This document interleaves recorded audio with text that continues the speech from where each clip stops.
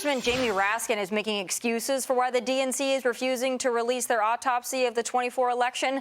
Their chairman, Ken Martin, was more blunt. It won't help them win. The DNC reportedly interviewed hundreds of people across all 50 states, and apparently the conclusion is so damaging, party leaders think it will hurt them. Now they're pointing to the Dems' victories this year in blue states as justification for leaving 2024 in the dust. But not everyone in the party is pleased, as they're concerned about ignoring past mistakes.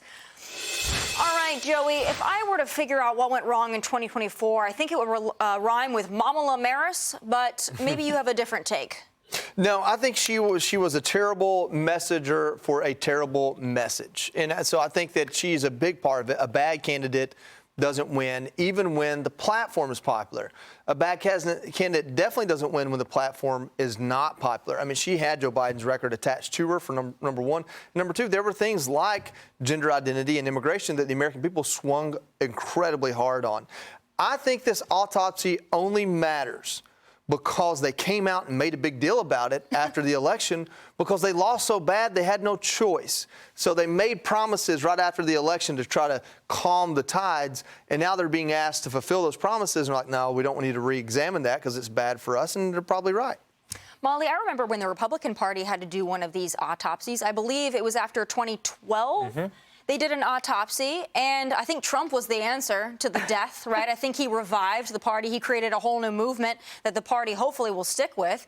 But Democrats here, they don't want to release it. They think that their victories here with Mamdani and in New Jersey and Virginia are good enough. Why waste time going over the past? Yeah, I think the problem here is they made the promise and then didn't deliver on it. And then they never do that, Molly. The other thing, too, is that I think it'll eventually leak. However, similar to Kamala Harris's book, I don't know if there'll be any big surprises in it. You know what I mean?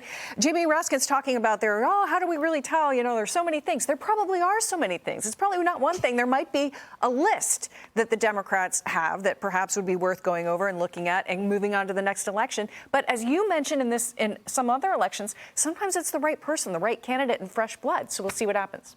Yeah, I think message and messenger, to Joey's point.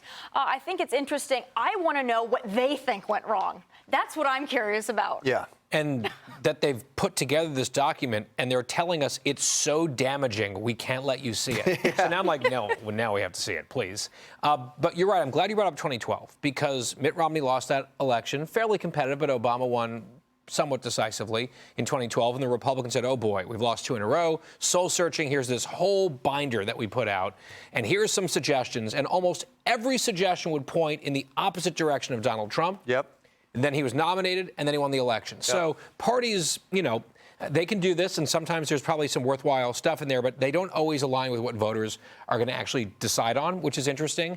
I also just think in terms of the bigger picture of 2024, the autopsy is relatively simple. The Democrats had an octogenarian who could not do the job at the time, who certainly could not do the job for 4 more years. They lied about it consistently. They called us crazy for noticing. And then when the lie blew up on a debate stage, they threw out their entire primary election and put in the vice president, who was picked for terrible reasons, who was an awful radical candidate, and she lost. Yeah. She still thinks that it was the closest election in modern history, though. Yeah. Who's going to tell her? Yeah. Hey, Sean Hannity here. Hey, click here to subscribe to Fox News YouTube page and catch our hottest interviews and most compelling analysis. You will not get it anywhere else.